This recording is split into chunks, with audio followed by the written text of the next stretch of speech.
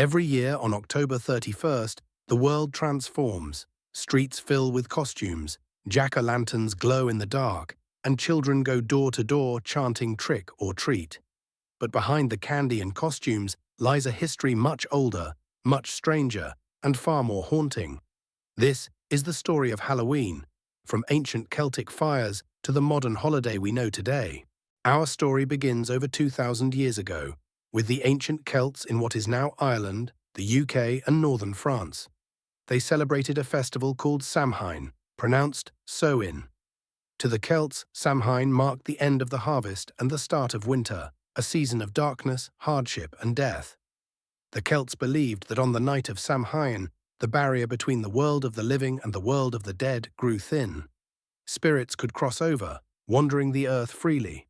Some were friendly ancestors, but others were believed to be vengeful or dangerous. To protect themselves, people lit huge bonfires on hilltops, offering sacrifices of crops and animals to their gods. They wore animal skins and frightening masks to confuse or scare away evil spirits. It was a night of both fear and reverence, a night when the supernatural felt close enough to touch. In 43 AD, the Roman Empire conquered most of Celtic Europe, and as always, the Romans brought their own traditions. Two of their festivals, Feralia, honoring the dead, and a harvest festival dedicated to Pomona, the goddess of fruit and trees, slowly merged with Samhain. Pomona was often symbolized by the apple. Some historians believe this is where the Halloween tradition of bobbing for apples may have begun. Over time, Celtic and Roman customs blended together, creating a richer, more complex festival of death, harvest, and spirits. As Christianity spread through Europe, church leaders sought to replace pagan festivals with Christian holidays. In the 7th century, Pope Boniface IV established All Saints' Day on November 1st to honor saints and martyrs.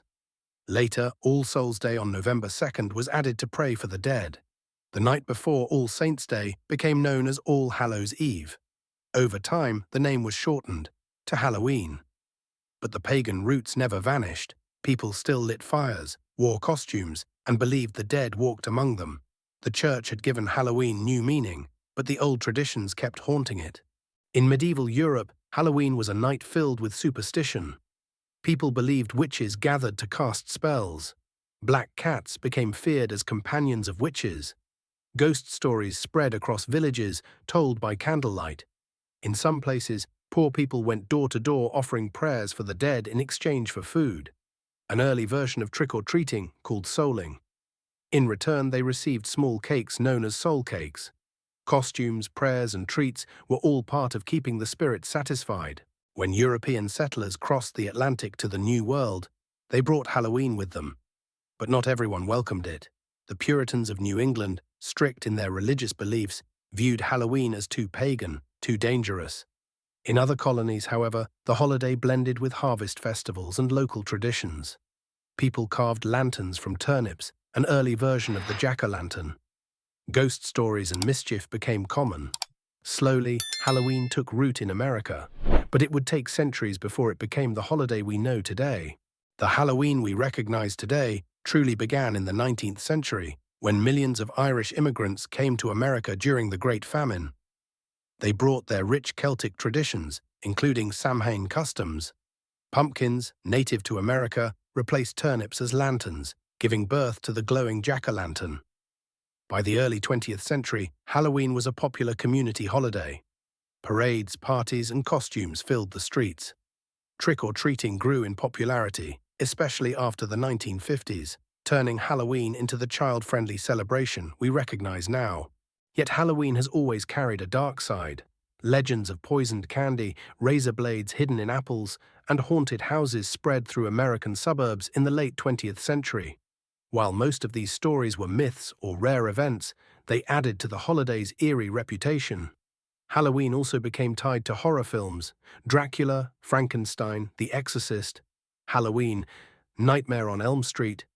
October became the season of fear, cementing Halloween as not just a children's holiday, but a celebration of everything terrifying. Today, Halloween is celebrated around the world.